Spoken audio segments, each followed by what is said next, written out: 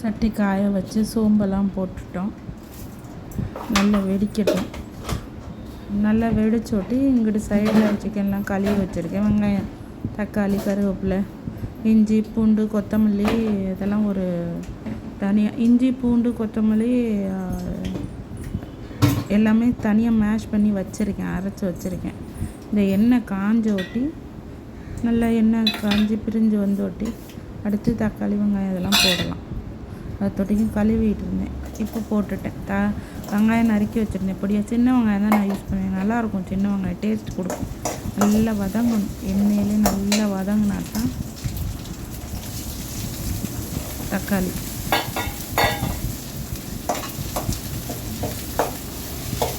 நல்லா வதங்கும்.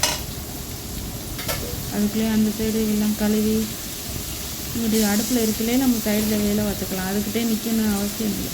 அதுக்குள்ளே மஞ்சள் தூள், உப்பெல்லாம் போட்டு நல்லா கழுவி வச்சுட்டேன் சிக்கனெல்லாம். இந்த கிரேவி பார்த்தீங்கன்னா சப்பாத்தி எல்லாத்துக்கும் சேர்த்துக்கலாம். தோசை கூட நல்லாயிருக்கும், சாம்பார் வச்சு ரசத்துக்கு கூட நல்லாயிருக்கும். நல்லா வேகட்டும்.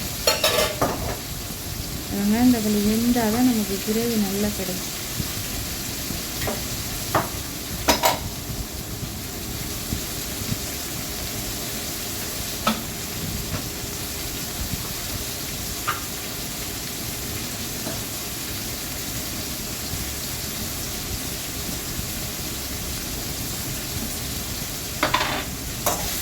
அதுக்கு இடையில் வதக்கணும். நல்லா வதக்கிட்டு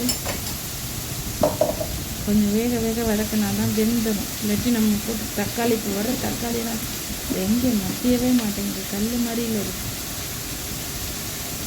கருவேப்பிலை போடணும்.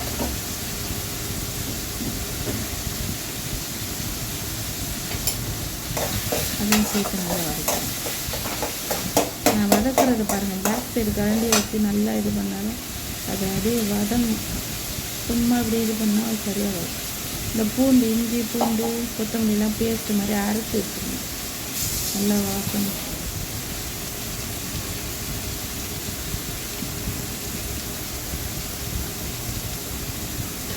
சோம்புத்தூள்,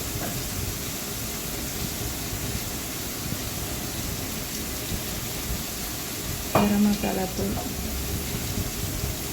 எல்லாமே தூளை அரைச்சி வச்சுக்கேன். மிளகாத்தூள் நல்லா வதக்கிடணும். நான் மோஸ்ட்லி அரைச்சி வச்சுப்பேன். ஒரு 20 days இருந்துச்சு தனித்தனியாக லைட்டாக வறுத்துட்டு எல்லாத்தையும் அரைச்சி வச்சுக்குவேன். சோம்புத்தூள், ஜீரகத்தூள் இதெல்லாம். இப்போ மல்லித்தூள் போடுறேன். மல்லித்தூளுக்கு வந்து மிளகு போட்டு மிஷினில் திரித்து வச்சுப்பேன். மோஸ்ட்லி நான் வந்து மிளகுத்தூள், ஜீரகத்தூள், சோம்புத்தூள், கரம் மசாலா வீட்டில் ப்ரிப்பரேஷன் பண்ணியிருக்கேன். சாம்பார் தூளுமே அப்படி தான். மஞ்சள் போட்டுக்கிறோம். இப்போ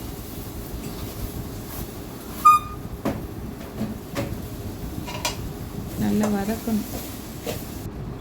நல்லா கிரேவி மாதிரி வந்துருச்சு பாருங்கள். வதக்க வதக்க ரெட் கலராக வந்துடும். இப்போ சிக்கனை கழுவி வச்சுருக்கேன். மஞ்சத்தூள், உப்பு போட்டு கொஞ்சம் லெமன் கூட சேர்த்துக்கலாம். பஞ்சு பஞ்சுன்னு வெந்துடும். சில பேர் தயிர் ஆட் பண்ணுவாங்க, நான் தயிர் சேர்க்க மாட்டேன். 65க்கு மட்டும்தான் தயிர் சேர்ப்பேன். இந்த மாதிரி நம்ம செஞ்சிட்டோம்னு வச்சுக்கோங்க, நைட்டுக்கு கூட கொஞ்சம் தோசை சுட்டு பசங்களுக்கு கொடுத்துடலாம். சப்பாத்திக்கு கூட நல்லாயிருக்கும். ஓகே, வேறு லெவலாக இருக்கும். நம்ம அர்ஜெண்ட்டாக எங்கேயாவது போகணும் அப்படின்னா சப்பாத்தி போட்டு இதை செஞ்சு வச்சிட்டோம்னா சீக்கிரம் வேலை முடியும். வந்து ஃப்ரெஷ்ஷாக சாப்பிட்லாம். இதை ப்ரிப்பேர் பண்ணி வச்சுட்டு போனால் கூட வந்து சாப்பிட்டுக்கலாம்.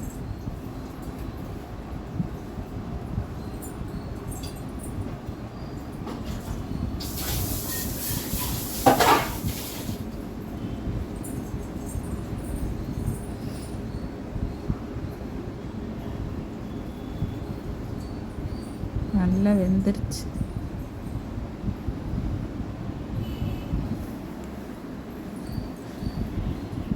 இப்படி தான் இருக்கணும் கிரேவின்னா. ரொம்ப தண்ணியாகவும் இல்லாமல் ரொம்ப ட்ரையாக இல்லாமல்.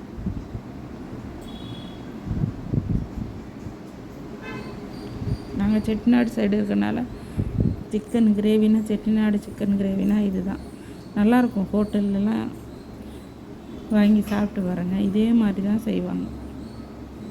எங்கள் சைடு சமையல்காரவங்களும் அப்படி தான்.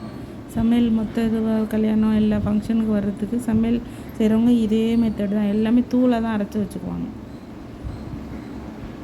தூளாக நம்ம அரைச்சி வச்சு போட்டோம்னா குவான்டிட்டி நமக்கு நிறைய கிடைக்கும். சும்மா சோம்பு எல்லாத்தையும் போடுங்களேன், அது வந்து உங்களுக்கு கிரேவி கிடைக்காது. தூளில் தான் கிரேவியே இருக்குது உங்களுக்கு. ரெடி ஆயிடுச்சு சிக்கன் கிரேவி. நல்லா தலை வந்துருச்சு.